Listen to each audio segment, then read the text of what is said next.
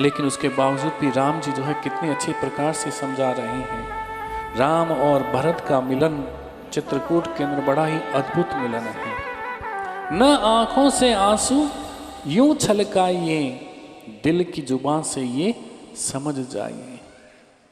जब आप दिल की बात से ये समझ जाओगे, मुस्कुराइए जी, मुस्कुराइए। आपको हमेशा मुस्कुराते हुए रहना है। चलो हम भी भरत और राम के मिलन को देख रहे हैं। केवल जब मिलन हो तो उस वक्त हमारी आंखों से जो है आंसू झलकाए और केवल आंसू भी कैसे झलकाए, मुस्कुराते हुए आंसुओं को झलकाना है। नाखों से आंसू यूं छलकाइए, मुस्कुराइए जी जरा मुस्कुराइए, मुस्कुराइए जी जरा मुस्कुराइए, मुस्कुराइए जी जरा मुस्कुराइए। ना आँखों से आंसू यूं छलकाइए, ना आंखों से आंसू यूं छलकाइए, मुस्कुराइए जी जरा मुस्कुराइए, मुस्कुराइए जी जरा मुस्कुराइए। ये जो मुस्कान होती है ना, ये सुख और दुख की हर घड़ी है। ये जो मुस्कान होती है ये ना सुख और दुख की घड़ी है, ये एक औषधि है। जब आप मुस्कुराते हो तो जीवन के अंदर एक औषधि हो जाती है। ये मुस्कुराहट जो है ये रिश्तों को जोड़ने की मजबूत कड़ी है। जब भी जीवन के अंदर कभी ऐसा अवसर आवे, रिश्ते बिगड़ने लगे, परिवार टूटने लगे, तो आप केवल मुस्कुराइए और यही दो चीज है आपके परिवार को, आपके रिश्तों को जो है वो जोड़ने के लिए तैयार हो जाए। एक औषधि बन करके आपके सामने आकर के खड़ी हो जाएगी। ना आँखों से आंसू यूं छलकाइए, ना आँखों से आंसू यूं छलकाइए, मुस्कुराइए जी जरा मुस्कुराइए, मुस्कुराइए जी जरा मुस्कुराइए।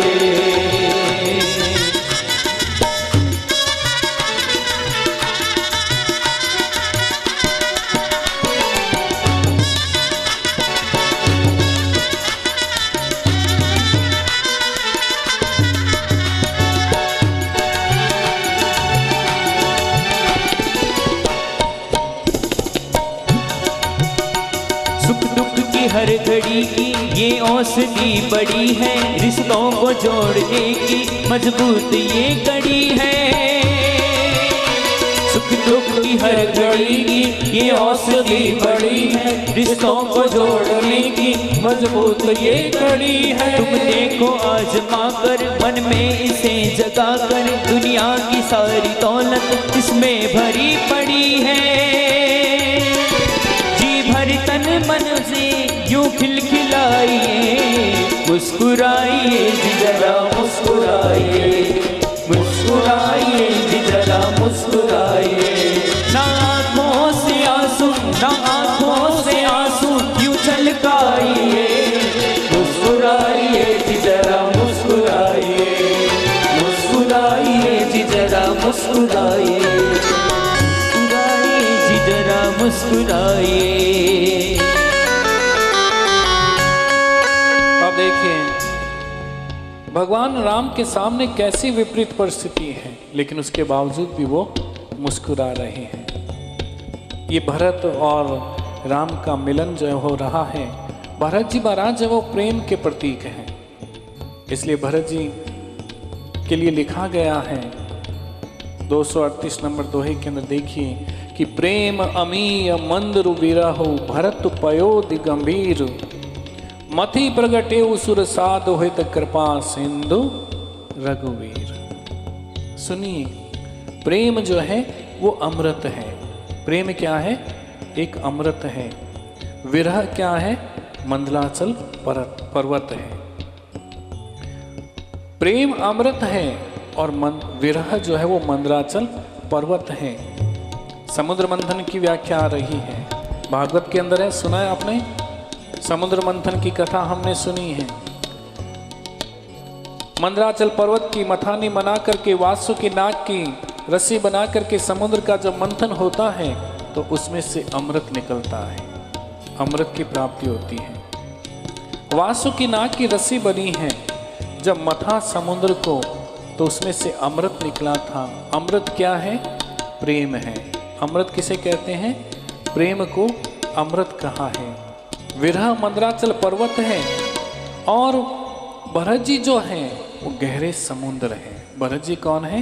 गहरे समुद्र हैं। भरत जी को समुद्र के समान बताया है।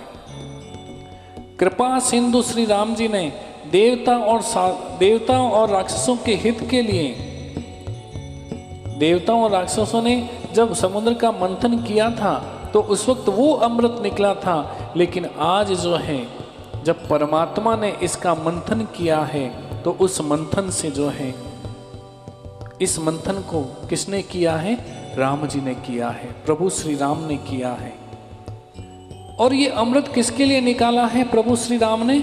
देवताओं के लिए, साधु संतों के लिए, ब्राह्मणों के लिए, भगवान अपने भक्तों के लिए इस अमृत का उपयोग कर रहे हैं। श्री राम जी ने और भरत जी का जो व्यक्तित्व है और जिसमें अपना उपयोग होने दिया है, इस संसार में, इस समाज में कुछ लोग होते हैं जो हमेशा दूसरों के लिए जीवन को जिया करते हैं, दूसरों के लिए जीते हैं। आज भी जो है श्री राम भरत को देख करके यही कह रही हैं कि ये प्रेम अगर जगाना है तो अपने व्यक्तित्व को प्रसन्न रखना सीखो। भरत और राम और भरत के मिलन के द्वारा हम लोगों को क्या सीखना है कि अगर आप अपने व्यक्तित्व को बढ़ाना चाहते हो तो दूसरों के सामने मुस्कुराना सीख जाओ बस। क्योंकि आज के समय के अंदर यही हमारे जो है जीवन से चली गई है। ये आ जाए और वो होता है मुस्कान से। इसलिए हमारे राम जी को देखिए, जो काम करेंगे आगे आकर के मुस्कुरा करके करते हैं, हंस करके करते हैं। क्योंकि ये तो जीवन का संगीत है और ये नियम की बात है कि जब आप जिस क्षण मुस्कुराते हैं उस समय परमात्मा आपकी ओर मुड़ने लगते हैं। जैसे ही आप मुस्कुराओगे परमात्मा आपकी तरफ मुड़ कर के, घूम कर के आपके सामने आने के लिए तैयार हो जाएंगे। ये कभी भी मत भूलना, क्योंकि जीवन संगीत है, ये जीने की एक रीत है। जीवन संगीत है, जीने की रीत है, जुड़ जाए हर किसी से एक ऐसी प्रीत है। जीवन संगीत है, जीवन की रीत है, जुड़ जाए हर किसी से एक ऐसी प्रीत है। हर बार जिसको रुक कर भगवान देखे मुड़ कर, जीवन सफल बनावे एक ऐसी रीत है ये। जहाँ जाइए इसको अपनाइए, जहाँ जाइए इसको अपनाइए। मुस्कुराइए जी जरा मुस्कुराइए, मुस्कुराइए जी जरा मुस्कुराइए। ना आँखों से आंसू यूं छलकाइए, ना आँखों से आंसू यूं छलकाइए। मुस्कुराइए जी जरा मुस्कुराइए, मुस्कुराइए जी जरा मुस्कुराइए। देखो बिल्कुल ठीक बात बताई है, ठीक बात कही है कि जब लक्ष्मण जी आवेश के अंदर आए तो राम जी क्या कहते हैं कि जो न होत जग जन्म भरत को, सकल धर्म दुर्धरनी धरत को। इस धर्म की धूरी को कौन उठाता है? भरत अगर नहीं होते, इसलिए अभिमान टकराता है, घर टूट जाते हैं। राम जी अपने ही घर के बीच की कड़ी जो है वो बने हुए हैं। दो भाई आपस में टकराने के लिए तैयार खड़े हैं और आप लोगों को लगेगा कि बीच बीच में बार बार जो ये मुस्कुराने की बात जो है पंडित जी क्यों कर रहे हैं, क्यों डाल रहे हैं? ऐसा नहीं है। ये राम कथा के अंदर जो है वो आया है, बार बार आया है कि जब जब भी जीवन के अंदर कोई संकट आया है तो राम जी जो है वो मुस्कुराए हैं, हंसे हैं। छोटे भाई ने जो है बड़े भाई का अपमान किया। उस वक्त त्योरियां चढ़नी चाहिए थी राम जी की, लेकिन उन्होंने त्योरियां नहीं चढ़ाई, वो मुस्कुराए थे। वो मुस्कुराए हैं।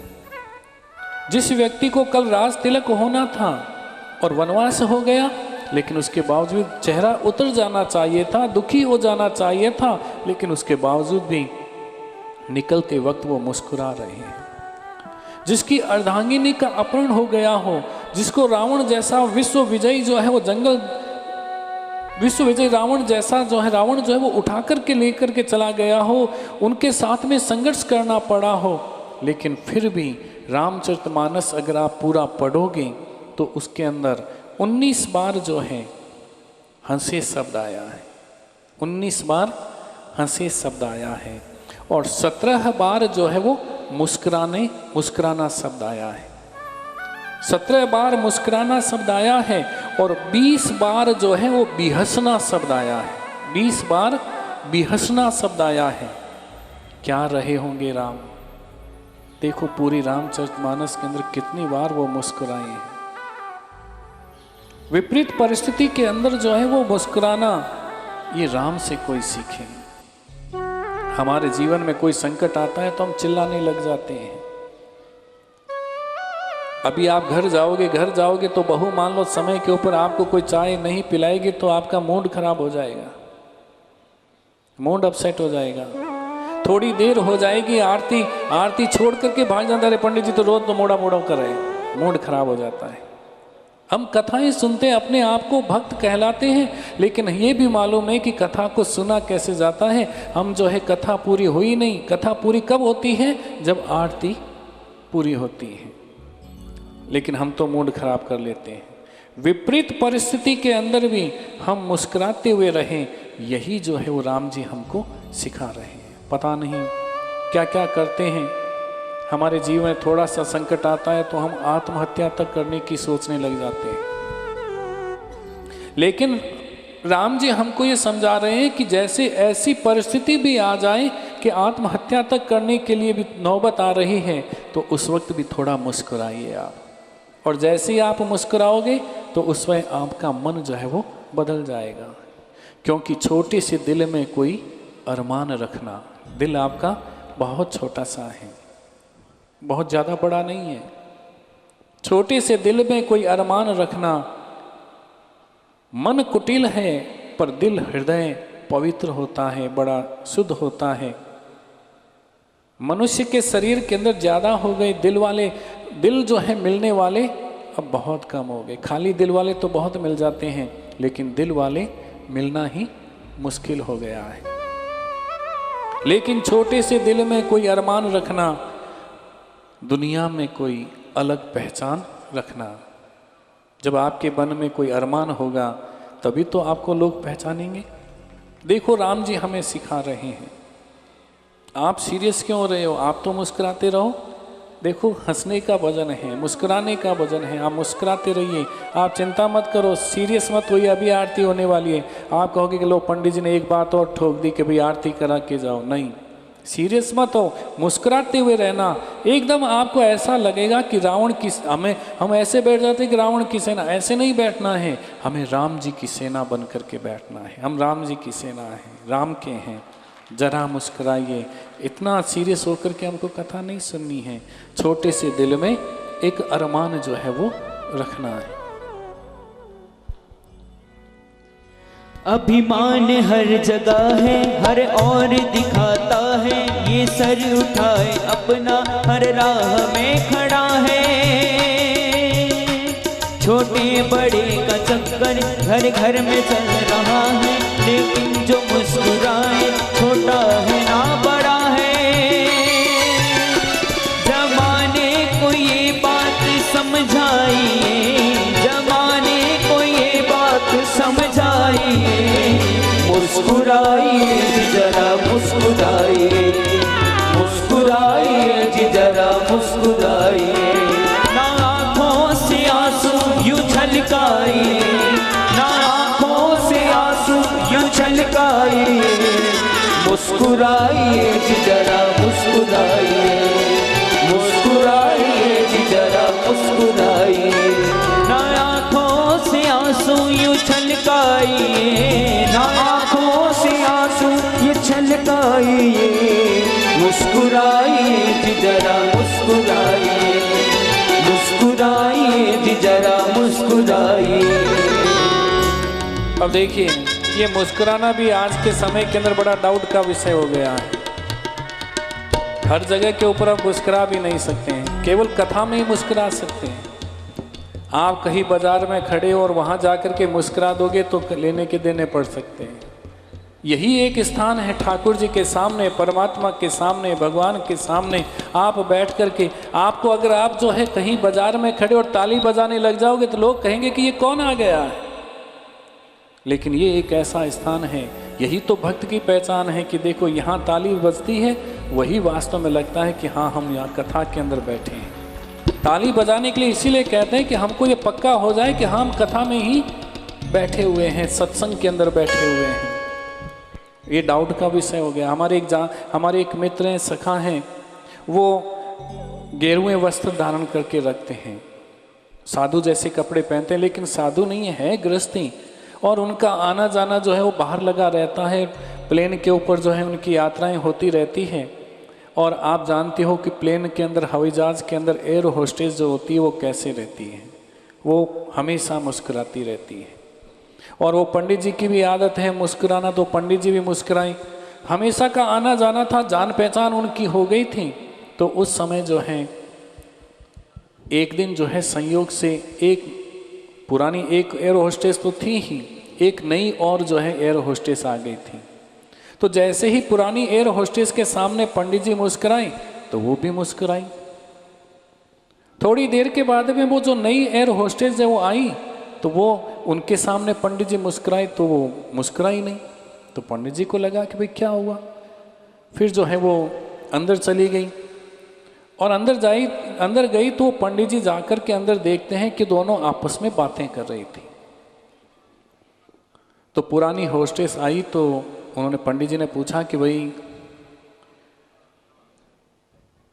मैं आपके सामने मुस्कुराया तो आप भी मुस्कुराई, लेकिन जो ये नई जो एयर होस्टेस आई वो क्यों नहीं मुस्कुराई, आपसे वो बातें कर रही थी, क्या हुआ। उन्होंने कुछ कहा तो पुरानी एयर होस्टेस ने कहा कि कोई बात नहीं पंडित जी, आप अपने आराम से बैठिए, कोई काम हो तो मुझे बताइए। तो पंडित जी ने कहा कि नहीं बताओ तो सही कि उन्होंने कहा क्या है।